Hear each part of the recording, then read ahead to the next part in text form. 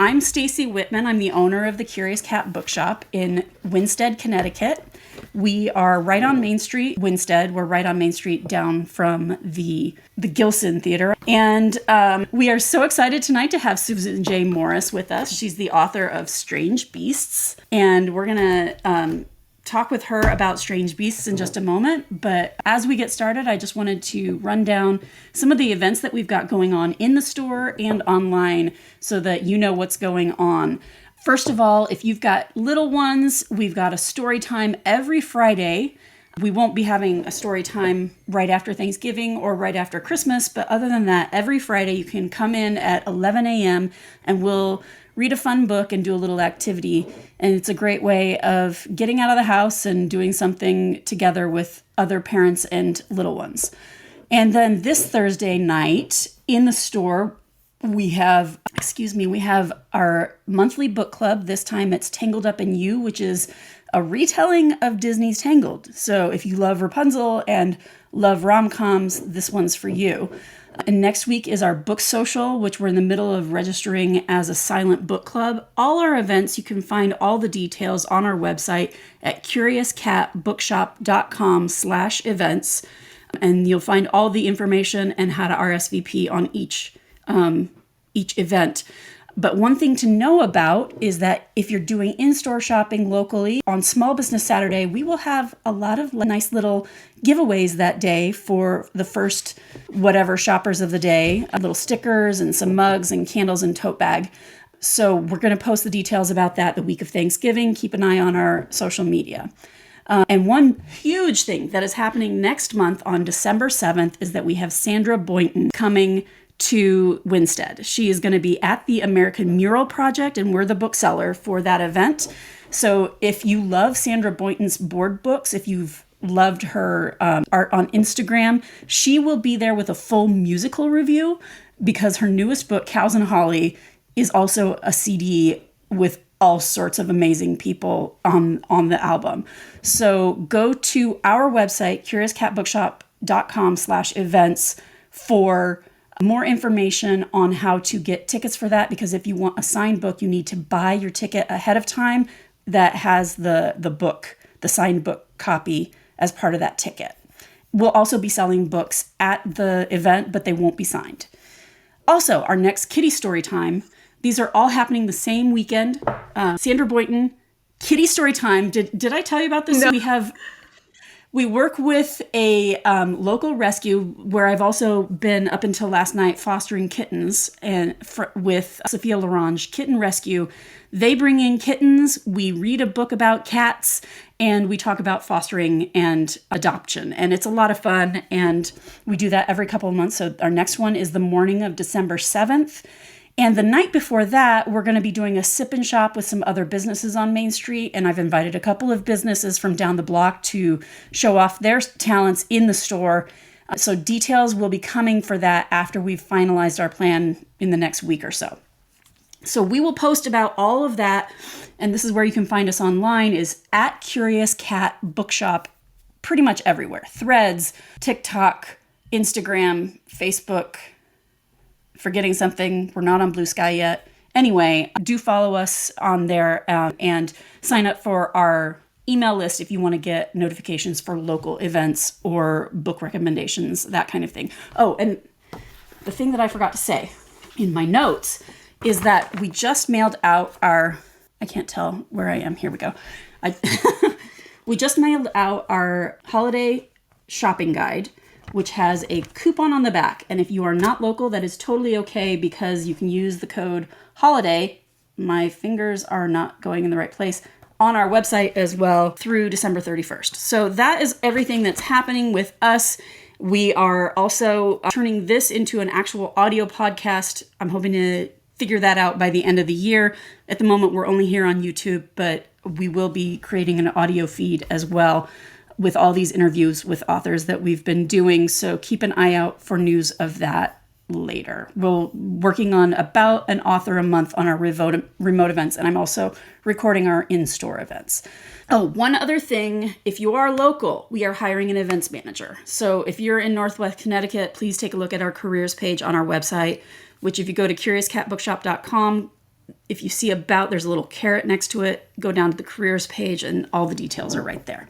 So with all that said, let's get started in talking to Susan. Welcome. It's been so long. She and I, for those of you who don't know, I used to work at Wizards of the Coast, and so did Susan, and we were in the books department. We were editors together. And tell everybody what you've been doing since then professionally. Tell us about your book.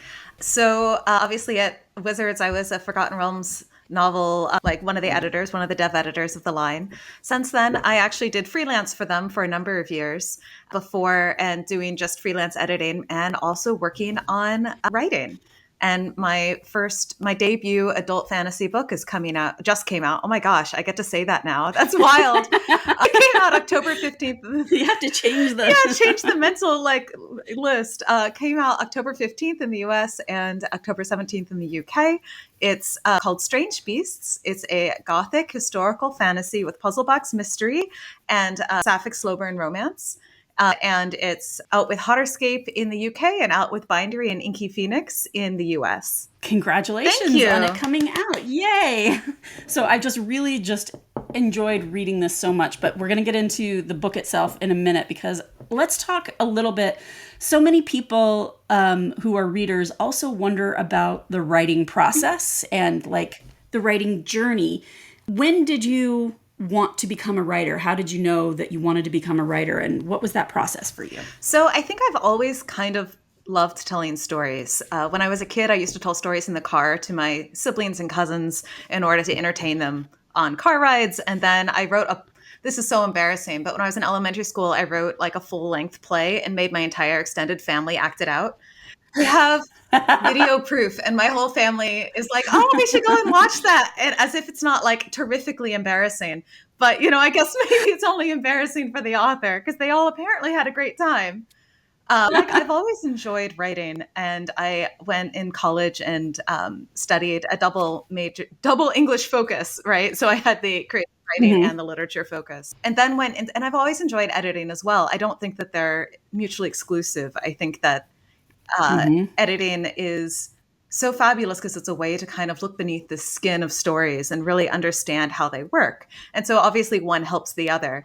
They can also impede it, but yeah, it depends on what part of the writing process you're trying to edit, etc. And I do think that we have a creative part of our brain and like a more analytical part. And it turns out there was a study recently about standard mode and focus-based mode for your brain. Yeah, I heard about this when I was in the UK at FantasyCon. And they were saying how basically when you go into focus mode, that's like task-oriented, like getting things done. And it's really good for accomplishing tasks, but it's not creative. Our standard mode is very creative.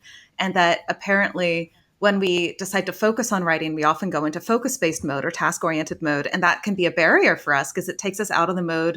That's why you go do dishes or something and suddenly you're creative again. Yeah. And then you get sitting down in front of the computer and what was that? Yes. I don't remember what I was talking. Yeah. So yeah, I did some middle grade books for Wizards of the Coast actually while I worked there, IP, which were really fun. But it was really nice to get to work in my own worlds. And I say that as it's historical and involves Dracula and Sherlock Holmes, but it's still my own. Right. And I have questions about that later, because this is fascinating, because I think that there's a lot to talk about, even playing in the world like that. Yeah. So we will get to that. But let's talk about, because, you started doing the young readers books right after I was laid off in 2008, I think. Or was it had it already started by that point? I think I got contracted around that time. I think the first one came out in 2009. But yeah, they were the fantastical books about, they were like basically Gold's book for birds, except for like fairies or wizards or dragons. So it's not a novel. It was kind of a spin-off of it was kind of a spin-off of not the Monster Manual, the Practical Guide to Dragons and Practical Guide to Monsters, but it was a little bit older, right? No, same age group and everything. Okay. Just the same, basically more in that series. Gotcha. So it was very different because there wasn't obviously a plot line or anything. It was just, but it was really fun. And it had that whole It was details and you can pour over the pages. Yeah, I love those books still. I think they're really gorgeous. And those are the kinds of like seek and find books that I loved. Like did you read Richard Scarry as a kid? The name sounds familiar. What was a book? Like busy town. All the books, they're set in busy town. So what do people do all day? And cars and trucks and things that go. And lowly worm is the little worm that drives an apple. Yes. Yes, I do. Yeah, So I read all those. Those. My point is that those books were kind of the baseline of me loving books like what we're talking about that you did. But also you worked on, didn't you create adventures for kids, D&D? I did created a simplified system to help teach kids D&D for kids. And it did pretty well. It was really popular. And I think I still have a lot of people who are interested in that. That was really fun. It was a very simplified system. Yeah. A couple of years back, I saw I don't remember, it was a licensed PRH because they started licensing the D&D books to PRH. And PRH was marketing it as the first middle grade D&D book. And I was like, oh, really? Yeah. Really? They had a whole imprint that they just forgot about. Yeah. No, I saw that they redid. But didn't you Magic for a while too? Go ahead. Oh yeah, no, I was just saying I saw that they also are like redoing the practical guides, only completely different. Oh, I didn't even know so that. I think Matt Forbeck was on those. Oh.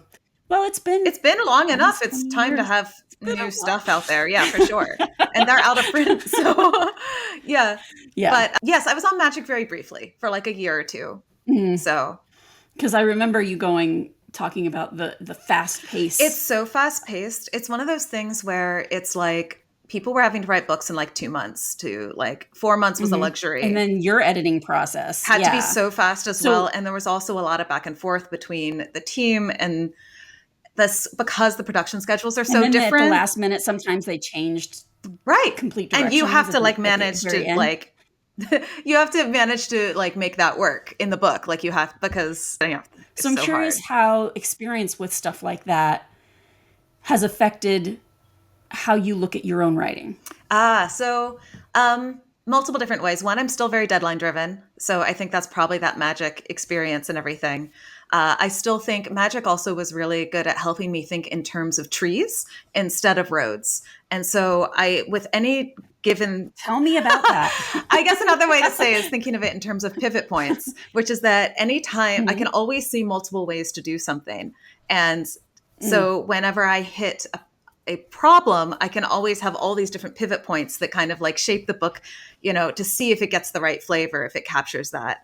And I would say that in general, editing was so helpful at getting me to understand writing theory, how stories work. And so I think I am one of the reasons I think I was a bit of a slow, late bloomer in writing is that I am a very theme first writer and I'm a very like structural writer. And so when you come with theme, it's like I have a vibe, right? And it's like I have things I want to talk about, and I have a vibe, and then you have to match everything to that. And you're like, is this it? No, is that it? No. And actually create a plot and some characters, right? And everything, but everything comes from that because this thing you want to explore.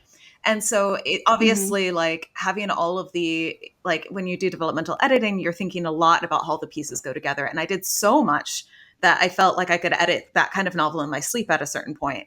And I think that was so helpful for internalizing the analysis. So I'm not in an analytical mode while still having access to that analytical information. And then finally, of course, it's shared world. And when it's shared world, you have to do so much research. We had like this library filled with all the books ever done. And I know people are like, oh, there was a mistake there. And it was the hardest thing to be like, that is not a mistake. That is just a different version that you're not reading that, we are actually being true to.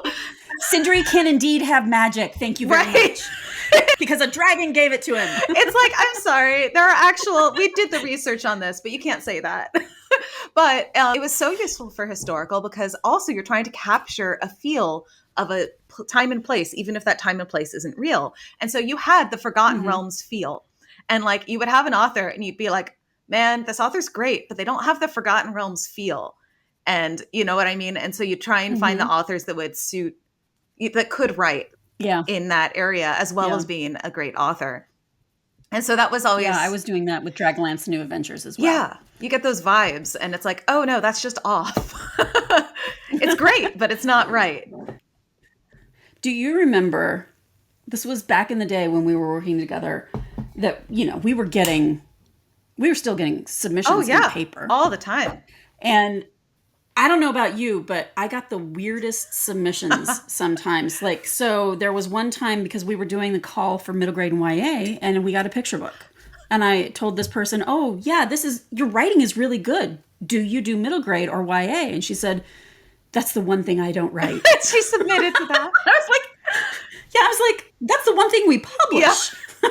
We got picture books But too, then there was as in the adult category. Yeah, constantly like, and toward the end there, because of the Practical Guide to Monsters and Practical Guide to Dragons, there was also the guy who sent his, I think it was 400,000 word YA novel with each chapter individually packaged in Oh my manila God. envelope. Yeah. It was a box. Yeah. It was a box. The glitter ones were fun too. But I didn't get any of those. You have that submission on your desk for a long time. But I had a question for you in that regard, and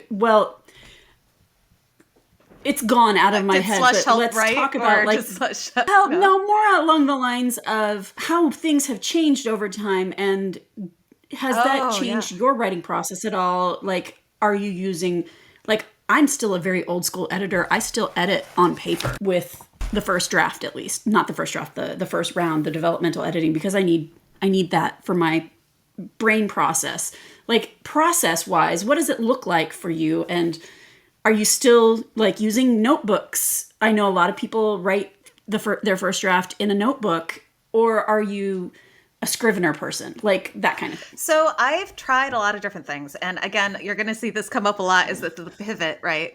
Is that whenever something stops working, I change what I'm doing. And so I do a ton of work in notebooks. And first of all, writing it's historical fantasy, but it's still historical. And so I took, like, I think for this latest one, I mean, it was like 4 or 5 notebooks worth of notes. And it's not even that I refer to them that often, but it's just really useful to have, like, writing it down helps get it in your head. Process. And then you can, like, go back and look, I'd mark certain things. I'm like, oh, I definitely need that. I also use notebooks for whenever I'm stuck and I need to try and work through a problem, or when I'm brainstorming. It's just, first of all, my cats approve because I get to sit with the hummingbird feeder, which is very important. It's not okay when I'm in the computer room that has, like, no nice windows for them. You're in the wrong room. Yeah, they'll literally try and bring me over and be like, come on, we can go in this room. If I'm drafting, I will often draft on the laptop, just because the laptop it feels less, in Word, it feels less official. There's a smaller space, and so it feels more like I can just concentrate on writing. As opposed to a desktop. To a desktop. And it also makes me stop doing quite as much. I do find research very inspiring, and it's also very necessary. And so you do all your bulk research up front, but then you're like, oh, I need to go to a place. What does it actually look like? And you have to look that up. Or this person has to be wearing something. What would they actually wear? And you have to look that up. And so like, there's a lot of that happens throughout. And so having to go to a different device in order to do research or actually really helps you concentrate on the writing when you're on and not get sucked into rabbit holes. Yeah, you're creating a space for this and a space for that kind of work. And so you're in a different headspace when you're at that space. Yes, exactly. I have used Scrivener in the past. And I like a lot of things about it, but I found that I'm just at heart, maybe it's because I grew up writing in, like, back when it was a blue screen, Word Perfect. Like, I grew up on Word. And so I still use Word kind of as my default. I will have a million different documents. I will have folders with, like, so many different versions. I'll have alternate Final chapters. one. Yeah. I save everything. So I'll have, like, my research all written up there, all the important bits. And then I'll have, like, alternate chapters, and I'll have, everything, all different versions of the whole thing too. That actually is really cool, and gets back to your idea of the tree, because if you're going down a certain path that you've outlined and it's not working, you can backtrack to a different branch. Is that kind of the idea? Exactly. And then sometimes in revision, they're like, oh, hey, what about a scene like this? And you're like, I wrote that. Pull it out. I've already got it. I didn't know where to put it. Right. That's a great idea. Exactly. Because so often it's just like, oh, it's a great idea. It's the wrong place. And, then, when you're all done, you can find out where it goes. And then when I do revision, though, I do revision on a desktop. And the reason is that I really like having, well, I start revision first passes on desktops. And I really like having multiple monitors because I want to be able to see notes at the same time as I'm working. Oh, And then when it comes to the hardline edits, so you're doing like copy edit and everything, I usually do the initial ones on the computer, but then the final one I like a printout because I feel like and I also read it aloud because I found that if you read it aloud and if it's on paper, that makes a difference. like paper, I noticed so many things I didn't notice. I also found if I move it to a Kindle, I'll notice things that I didn't notice on paper or on the computer. So like changing format really helps just me not ignore things. Yeah, that's why I do this as well. Is like when I'm doing the developmental stuff, I can flip back and forth. Oh, yeah. I know, like, there's a not muscle memory, but a visual memory of where things are in the book. And when I'm on a computer screen doing line editing, I am only looking at that paragraph. At best, I'm looking at 3 to 4 paragraphs. So I'm zooming in versus zooming out. And like, I love that idea of how you have different workspaces for different processes, because then it helps you to know what mind space you're Exactly. And different rooms of the house too. So I'll be like in the kitchen on my laptop, right? Or, and then in the office for editing. And then like, so like each room has a different like vibe to it. The cats get really upset when I switch.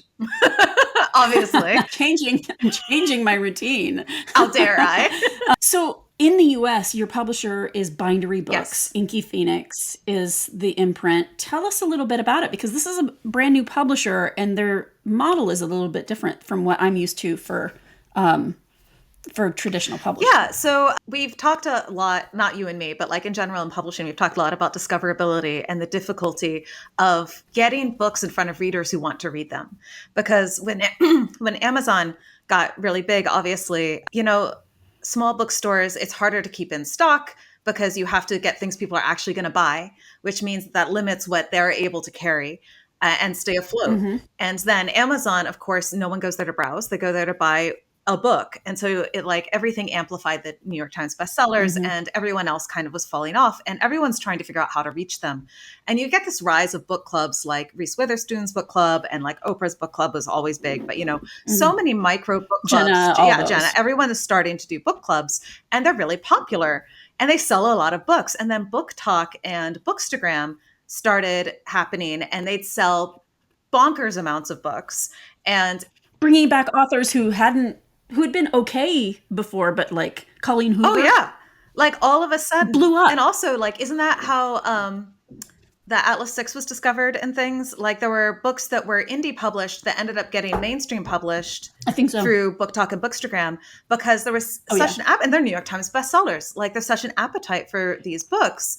It's just how do you get them in front of readers? And so Bindery basically partnered with Bookstagrammers and book talkers. And what they do is they're a traditional publishing model in which all the people involved at Bindery are from the big publishers.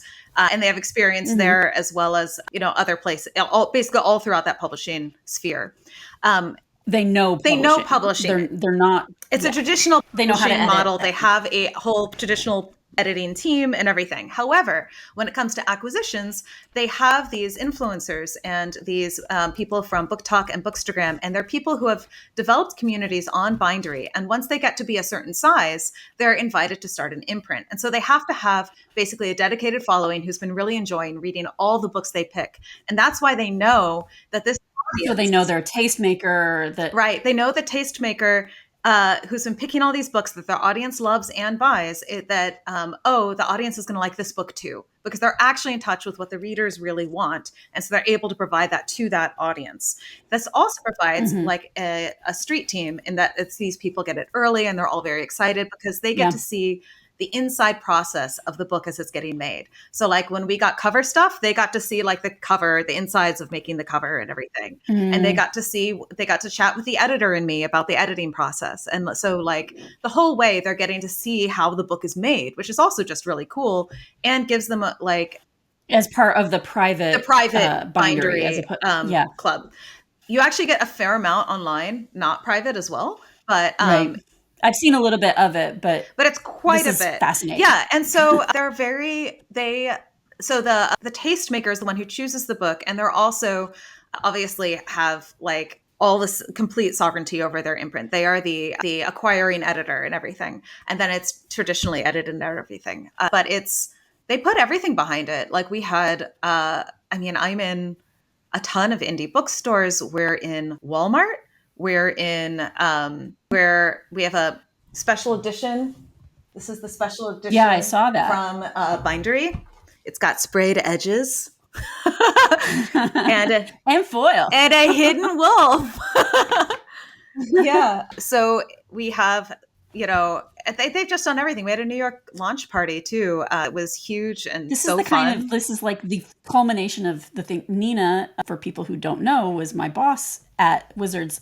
And she and I were always talking about how do we get, at the time they were called alpha readers, and the word influencer was just starting to come up. How do we get influencers to like Halimir? How do we, Yeah, and they still do that. And this is kind of like the culmination of the kind of talking that we were talking about right in the very early days of social media. Yeah, and it's you see everyone trying to figure out how to do it. So like Orbit has a dedicated team of influencers, and everyone sends them, if you ever want free books, like even if you only have like 2,000 followers, if you become an influencer, you will get so many free books from publishers. So it's like, yeah, it's a whole thing now. And I think that it's really cool how much interest there's been in these books.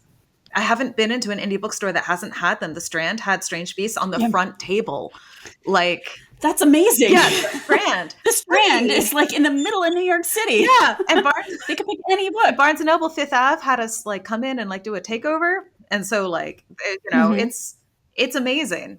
It seems like I'm really excited about finding new ways for books to get discovered. And what's also great about Bindery is it's able to focus on groups that traditional publishing hasn't been able to give a focus to as much. So, for instance, you have more diverse books, much more diverse, and a lot of the imprints and I think they just started a Native American. They did. I saw that. From the Mixed Up Desk is the influencer on Instagram if you want to follow it. And yeah, it's amazing. There's such a diverse slate of people. House of Frank is by Easy Cat Press, and that's a cozy fantasy, but they describe it as being like, I follow Jason on everywhere. He's hilarious. Yeah, a warm hug on your worst day, and I think that's like the best description of it. And there's and the Skyblood, which is climate fantasy. Oh, hang on. I have a cat trying to take over. Oh, right. House of Frank is by Kay Sinclair. Also, I forgot to say. Tabitha. Hi, Tabitha. Kay Sinclair is the author of House of Frank. And then there's And the Skyblood by S. Hati, which is from Fantasy and Friends imprints from Zoran. And this is climate fantasy, Southeast Asian climate fantasy. It's amazing. Oh, cool. And then, I need to look that up. Yeah, Inferno's Heir, which the sequel just got announced today by Tiffany Wang, and that is with Kevin Norman's group, Violeteer. Oh. And that is more East Asian fantasy. It's a morally gray heroine. It's very Six of Crows. Rebecca Yarros called it like a mesmerizing debut. Like, and that's the other thing, that you guys are getting quotes about your books. You got a blurb for this book from TJ Klune. Exactly. That's amazing. I mean, I know how hard it is to get we blurbs. Got 12. I know how hard it is to ask for blurbs. and so let's talk about your book itself. Yes. So it's Sherlock Holmes. We've got the daughter of Moriarty, and we've got the daughter of Mina Harker. I'm like, which woman was it? I am way more familiar with Sherlock Holmes than Dracula. So this is fascinating to me because I love literally every reimagining of Sherlock ever, because there are a lot of them at the moment. Oh, yeah. And there are so many. Particularly, I love the ones that really look at it from a female perspective, a feminist perspective sometimes, but sometimes it's just like, how do you live through the world as a woman in this era? Have you read oh goodness, I'm now blanking, Sherry Thomas, Lady Sherlock mysteries? Oh my gosh, they are amazing. She creates Sherlock as a character that she is working behind as the detective. So the reason why I bring this up is because I'm wondering, with so many people obsessed with Sherlock, he's like the epitome of detective work. What was your process? Because you did a lot of research. What was your process to set your book apart from all the others? And I think part of the answer is going to be mashup. Yeah, mashup is part of it because I wanted to do something I wanted to take advantage of like the Sherlock Holmes world and vibes, and Moriarty, of course, who I think is a fascinating character, even though he's only in like, what, 2 short stories? But he's like really... Oh, hang on, you glitched. He's only in 2 what? Short stories. Like in the actual... Oh, I did not realize that. Yeah, he's like has so little text. He's like the most interesting character, I think, that people love from those stories. But he's always a little, he's sometimes in the background, like as in it'll be referenced that, oh, it must have been him or something. But no, he's only like in 2 stories, I think 2 or 3. But I love that, but I also wanted to do it with monsters because one of my things is wanting, magic to be real. And and Dracula and Sherlock Holmes have so much to say to each other because they're both written in around the same time period. Aren't they? I was going to say. The crossover period is 1903, which is why it's set then. But you have Moriarty was often considered Sir Arthur Conan Doyle's attempt to discuss the Fenian movement and Irish rights. Oh. Yeah. And yeah. Oh. Yeah. I did not know that. Now, I say often considered because I don't know. I think he said something to that effect at one point, but I don't think it was explicit. I was going to say, did he ever say anything? I believe he did at some point, but I'd have to... It's been a while since I've looked at my notes, so I'd have to go back. But that is widely considered. Hence why his daughter is Irish? Yeah, and... because is it ever explicit that Moriarty in the original stories is Irish? Yeah, he's Irish, and he works at a university somewhere. I mean, the Moriartys are from Galway in general, like as a name. Like that's where the area. Oh, okay. But he's explicitly Irish. He just works at a university elsewhere. And he has a son who, in the original, he just has a son. And the son is, of course, also Irish. But yeah, so then he's also like obviously writing from a more Protestant perspective and everything. And then you have Dracula, which, and also Sherlock Holmes deals with like men as monsters, like human monsters. Like there is that supernatural vague feeling sometimes, but it's never like supernatural. And then you have Dracula, which deals with inhuman monsters, with actual monstrous monsters. And so it's a whole different vibe, but it clicks on that same area.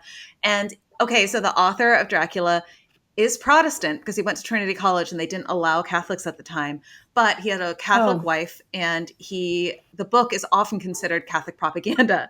I don't think he meant it that way, but if you look at it, like all the Protestant stuff fails and the only things that work throughout the book are Catholic, even if he kind of abuses the notion sometimes.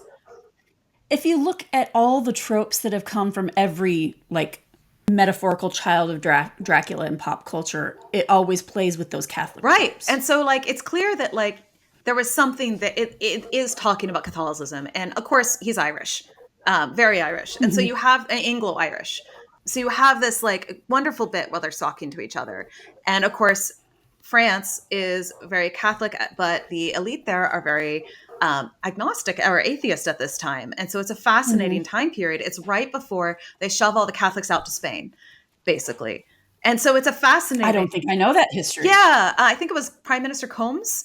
He actually got the Freemasons to spy on Catholics in order to make sure, so that in like the military, it was a whole blow up in order to try and make sure they couldn't get promoted. And it was division. He pushed like the Catholics out of all their like education and hospitals and everything. So it's separation of church and state. But then he also started going after like all the other occupations.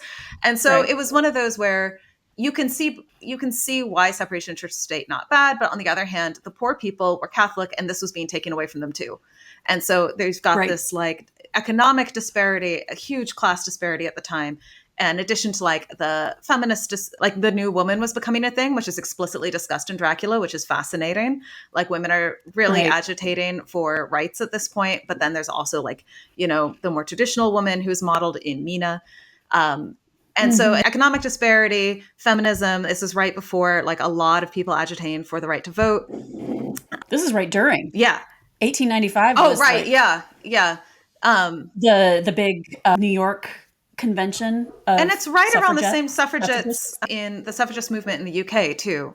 Like everything is like coming to a head at this period, this heady period. So we see it as a time of being blissful and glamorous because it's the Belle Epoque, right? It's right before the First World War, but I think it's because it's before a period that was really awful. And that's why we see it that way, because it was actually really only great if you were in that top 10%. So, I mean, obviously these have vibes that resonate today. And this is one of the reasons that I chose these as, as stories. Yeah. But it's also just that I really came from that discussing monstrous men and monstrous monsters and wanting puzzles and mystery at the same time as like monster hunting and magic. And that's the classic puzzles. Yeah, absolutely. And I've often thought about, as an editor and as I'm thinking about what I'm bringing into the world as an editor and as a reader, what I want to read. And so there's been a long tradition of 20 or 30 years of the strong female character being basically a woman who acted like a man trope-wise. Yep. Like she has to be really strong. She has to, know martial arts or handle a gun or whatever. And I love that you seem to be playing with some of that, because I mean, in the first few chapters, you have your main character outsmarts a monster with nothing but her flammable petticoats. So talk to us about that. What your thought process is as far as, because you do have a gun-toting woman character as well, but you've got a lot going on as far as playing with those feminine tropes in fantasy. Well, some of it is that I've always thought it's fascinating when you look at the discussion of soft and hard power when it comes to being a woman or even being any individual in this society, because we tend to celebrate hard power, which is that asking for what you want, demanding and being direct and having with the threat gun of violence at the back right, of it. always the threat of violence. It's that traditional, like, oh, this is the strong female character, right? And so any badass, quote unquote, woman is usually using hard power when it's like, oh no, but she'll beat you up if she doesn't get her way, kind of thing.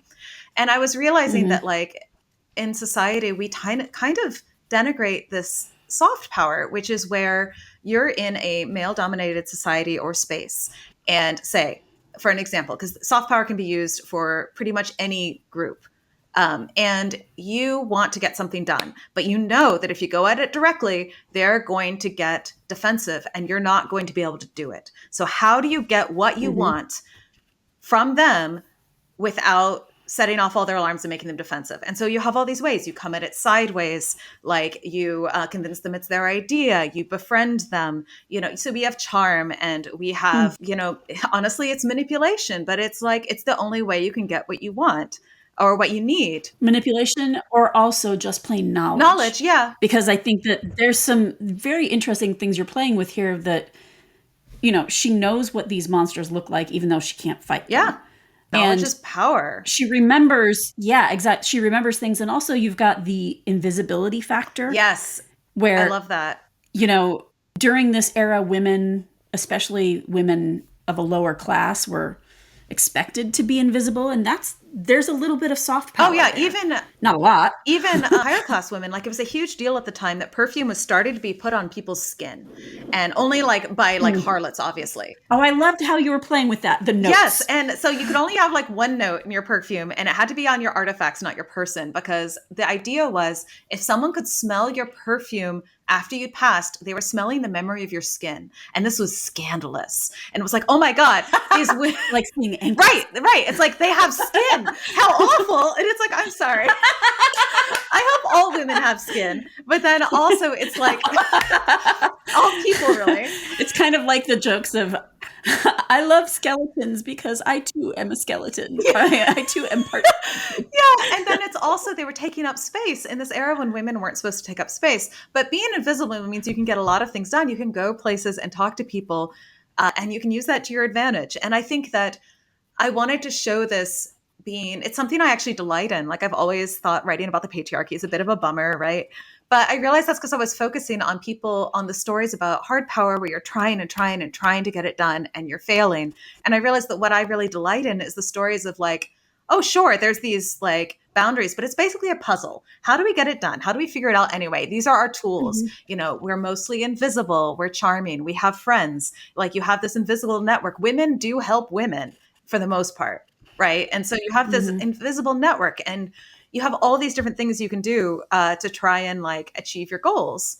And I wanted to and knowledge, right? Like, you can be And I think there are smarter. some greater lessons out of that we can think about structurally in our society as well. Yes, and that it's not lesser. And so one of the huge things she has to deal with is feeling like she's lesser because she uses this soft power, whereas Hell is like this traditional, strong, like really good with weapons, not as good with She wears people. pants. She wears pants, even though in Paris you weren't allowed to without special written permission. And so like she doesn't care about clothing, whereas Sam cares about clothing and perfume and feminine things. And Sam's knowledge of like feminine things ends up being exquisitely important to solving the mystery, as does her ability like to talk to people and actually like find out where people are coming from. And so I feel like I wanted to say also though, because Hell is also a badass and like someone that I think is one of my favorite characters, but I wanted to say that like both forms are fine. Like I feel like sometimes there are many ways of being feminine. Right, you can be feminine and wear pants and be a badass, and you can be feminine and love dresses. And like, Sam is such a fashion show. Like every chapter, there's a new fashion, and like she loves books. I felt bad for her hat. Every outfit, all her fashion is just like it's so hard on the wallet. She tries, So you've got this. They're both valid and they can both be strong and they can both be feminine. And so I really wanted to talk about kind of the breadth, because I feel like, one of the things you see is like that there can be only one in male dominated spaces. And so it's like, there is the model of the correct one womanhood. way to be. Yeah. And then whenever you see something different, there can be a bit of a backlash, because if the majority of women don't agree with that representation, they'll get really mad. But I want to show that there's many ways to be a woman. Of course, the soft power often comes from a bad place. Like we have to mention that it comes from trauma and trying to survive an unjust system. Well, and I think also, and I think you're playing with this a little bit as well when you're talking about manipulation, because the cattiness can happen as well. Right. And I also address that a little bit too. And also the toxic masculinity that happens as it hurts, men as well. And even with hard power, you run into problems as a woman because, you can be too demanding rather than being like, you're too aggressive, you're too bossy, instead of being actually a woman in charge, like doing her thing. Yeah. And so like they each run into problems. Like Hell is often seen as very off-putting. Most people don't want to work with her. And part of it's, the fact that all of her partners have somehow mysteriously died. But yeah. And her father, who's like a criminal mastermind. But like, it's also because she doesn't take anything from anyone and she gets it done. And she's not worried about whether people like her or not. And that's a huge, to Sam, this is like hugely attractive. This person who doesn't care, because she cares about everything. She's a people pleaser. She can read people like a book and give them what they want so she can survive and get what she wants. I just want to note for anybody who's watching the live stream, we have found that there's a little bit of a delay. So if you have any questions for the Q&A, which is coming up in a few minutes, go ahead and put them in the chat now so that they will start to show up when it's time for the Q&A. Oh, and then let's talk about world building, because this is fascinating, because you're working within. So let's get to the shared world part of it, because you're working within the structures of two different worlds that you're mashing up. But I think you're also playing with just the folklore that people would know at the time. Yes. Because like a Grindilo, I've never heard of a Grindilo. I mean, and I am well versed in folklore of that era. And like, I don't know if you remember, Peter once asked me, what is with your obsession with Scotland? The real question is why he wasn't obsessed with Scotland. I know. It was my Roman Empire. But so talk about your research process and the how you approached working within the world but expanding it. So obviously I'm working within the two literary worlds. I'm also working within the Edwardian period. And yes, I also used folklore from that time. And one of the things that drew me to France to begin with was the whole like Catholic Protestant thing, which doesn't actually play into the book at all. It's literally just fun undercurrents. But the other thing is that obviously Paris and France has a huge history with werewolves, and the Beast of Gévaudan, which I hope I said that correctly this time. Kind of started the werewolf. There were a couple thing, before right? that. They were more like witches, where it was like, oh, they like were given an ointment by the devil and turned into a wolf. Like there were a couple serial killers in France and in Germany that had it, but this was the big one. And this, Oh, yeah, that they attributed to it? oh yeah, but they would blame people, and like it was often thought they were just basically actually serial killers who enjoyed killing, but they're like, no, it turns me into a beast. And then also in Russia, there were the good werewolves who like that, fought supposedly at night, turned into wolves and defended people against evil forces, but they were still told to like quit it. And there's the Volksgängers in the Alps at the time in Germany, which was people there was belts that could turn you into werewolves. And they also had these like things that could attract wolves or put them away. So there's all this stuff going on. But this was the big one. And this is because the King of France actually sent people to hunt the werewolf. And Oh, that happened in real life? I've read stories about it, but I didn't realize it happened in real life. It's this village, right? And so this monstrous wolf which could actually, there's been theories that it's been an escaped lion because no one knew what lions looked like at the time. There's rumors it could be a striped hyena. There's rumors it could be a wolf dog in a costume, a human in a costume, a giant wolf, or a werewolf. And but regardless, a giant beast was killing women, mostly women and children, on the outskirts of this village, and like hundreds. And so the king, like picking off the weakest on the outskirts, like picking off a sheep at the And so the king hears of this, and he's all sore because his country just lost a big war against England, and he's like, wow, we really need to show that God still loves us. Let's go kill this werewolf. And so he sends his hunter and everything to go kill the werewolf. They declare mission accomplished after they kill a big wolf. There's still more killings. They completely ignore it. And then a peasant kills it with a silver bullet. And that's where the werewolf thing got started. So anyway, yes, I researched a lot. I always do some general historical research for the era. And then I do some more specific folklore research. And I found that podcasts are a great jumping off point. Some of them are really great. There's an amazing one from Ireland called Learning Belladish, which is folklore fragments. It's done by the Dublin Folklore Institute. And with the cat, now I have a new. Oh, it's so good. I'm gonna have to look this one up. It's so good. And then there's the catacombs. You can actually walk through online. They have it all videoed, so you can just step by step go through and everything, which is pretty lovely. There's lots, and then you don't get lost in them. Well, the catacombs are actually just a small part of the mines, and you can totally, the catacombs are much safer. And there's tons of pictures and references that you can find to actual, every dress is actually from a historical dress. All the buildings are from historical buildings. Everything I tried to keep as I looked for pictures of absolutely everything. So I have an enormous Pinterest, right? I have an enormous and also just things like that. I also have a couple photo books that I bought of the area, but it's really fun because I didn't know about the Loup Carcoal. I think that's how you say it, which is one of the monsters. Loup Garou? No. Loup-garou? No, it's a snail monster. Oh. Yeah. I haven't got. If you used it in the book, I haven't gotten that far It's yet. a fun monster, and I hadn't heard of it. It has this whole, I make a joke there that will only make sense if you actually know the folklore about this monster. And so it delights me. I'm okay with the fact that no one will get it if they don't know the folklore. But I basically was like, what if things like the Beast of Gévaudan and all these things that they knew are real? Now, the Grindylow, I have to say, I went more with a Jenny Greenteeth version than the traditional Grindylows are actually smaller. So I used Jenny Greenteeth, which is bigger. It was bigger than hence the Jenny Greenteeth instead of which is also a Grindylow, but just not the normal Grindylow. Oh, gotcha. Yeah, I don't know. I was introduced to that particular monster by your book. Yeah. So I thought that was And there's Wills of the Wisp, which is the old-fashioned way of pluralizing it, which are fun. I was wondering. Yeah, it's the old-fashioned way. And I kind of regret it because no one knows that. And so everyone thinks it's an error. And it's like, at the time, that's how you said it, guys. But, yeah. So do you ever read... Oh, now I'm blanking on her name. She's part of the... writer. Names are just escaping me at the moment. She writes the Lady Astronaut series. Oh, but Mary also Robinette historical Kowal, yeah. fantasy. Thank you. Have you watched her talk about her I haven't seen her talk about research process for language? Oh my goodness. For her Regency fantasy novels, she will not use words that were not in use at the time. Man, I try, but I'm really impressed with. I've heard. So, yeah.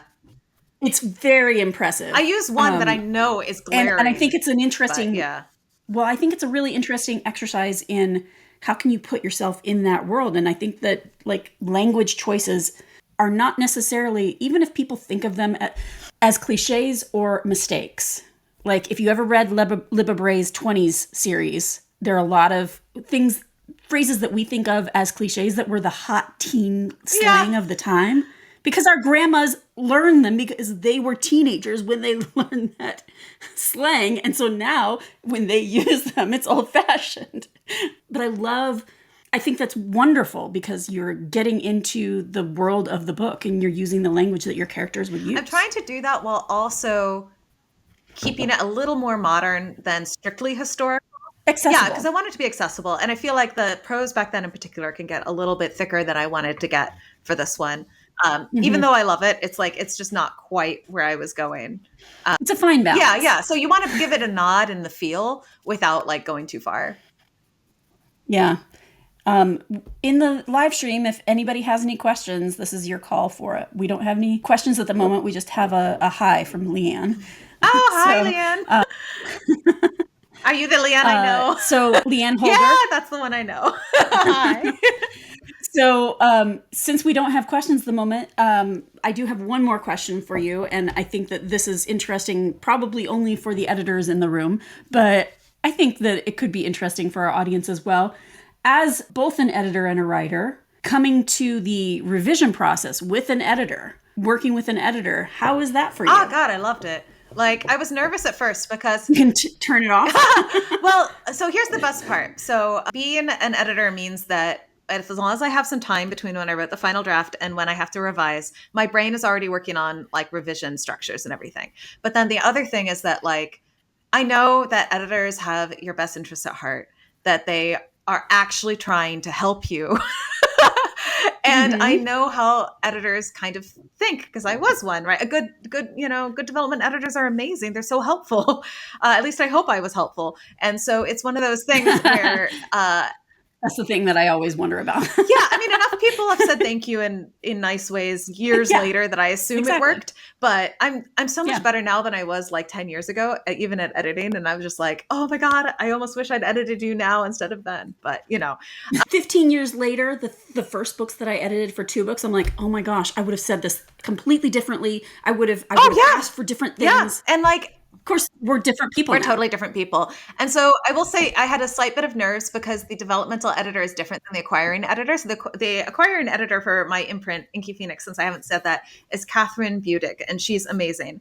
And I knew she loved my book, and I knew she got it. And then I was assigned a developmental editor there who I didn't know. And they turned out to be amazing. Like his name was Clayton Smith, and he really got every aspect of the book and what I was trying to go for. And then I was also, because I actually sold to the UK first, I also had a UK editor. So I was doing them both like serially. So did they coordinate? No, this was the fun part is that I did the US and then would pass it to the UK. And after I do the US, do the edits, pass to the UK, get edits, pass back to the US and the UK, and then again, get serial comments. And so that's my experience with my UK authors. So I had to like just try and make everything work out together. But fortunately, everyone was on the same page. There was only like one thing in which they debated a little bit, and then like it was fine.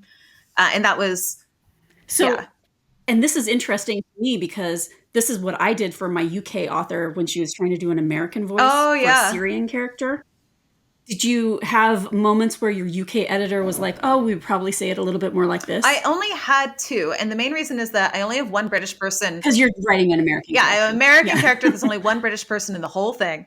And so, Mr. Wright, I think, is the only British person. Everyone else, there's Dutch, there's Irish, there's American, and my main character is American, so her thoughts and all the prose can be American. And I did that, on purpose. I wanted as close to my identity as possible. So like, it's hard. It really is. And so, but there were a couple things she was like, you cannot say pants. You cannot say pants. Pants. Oh, no. Pants are actually underpants. And so like in England, it's like kept saying pants. And she was like, this is cracking me up and you cannot do this. This is wrong. And I guess 2002, I went to Scotland and I fell down a mountain while hiking in the rain. Oh. And so I get myself all muddy. Oh my gosh. And I go to the small town that I was hiking outside of and I asked, do you sell pants? Oh my god! I was chronically online, but I was not. I almost This was before social media. And they were like, no, we don't. So they gave me like, eventually we, figured it out, and they gave me like a plastic bag to put on the seat so I didn't get the rental car all muddy from having slid down a mountain. But yeah, that was very embarrassing. So I think there was that, and there was using university instead of college. And those were the only two things I think, because again, I chose an American POV for the main one. The French was more interesting because we had a separate French editor to edit the French parts. I was wondering about that. Yeah. Yeah. And this was it's an American, but I don't know if she's originally from France, but she's an expert in that, like a PhD in that field of that time period in France. And so she helped make sure all the French was accurate to the time period, because there are things I would do. She was like, yeah, that idiom wouldn't exist at that point, or we wouldn't say it that way at that point. Oh. And also corrected, because I took like 10 years of French and like forgot it all, I swear. And so she also corrected all my bad French, and then obviously helped with all the details there. So that was really great, because I really didn't want this going out in the world without someone looking over it. Right. That is, and I think you and I have talked in the past. It's been a very long time. I don't know if we've talked about sensitivity editors or anything like sensitivity readers. And I think that part of the process is just really important if you're doing any kind of cross-cultural. Yeah. And it's especially just like what I always think about is that I want to capture the dream a place has of itself. And so I want to capture, like, I don't want. Well, that's a really great way of thinking about it. Yeah, because it's not. I was reading about Italy and Venice, and how Lord Byron apparently was calling it, the city sinking into the sea and everything, and all this poetic stuff. And it's not at all, apparently, how I need to look into this more. I think it would be a fascinating place to set a book someday.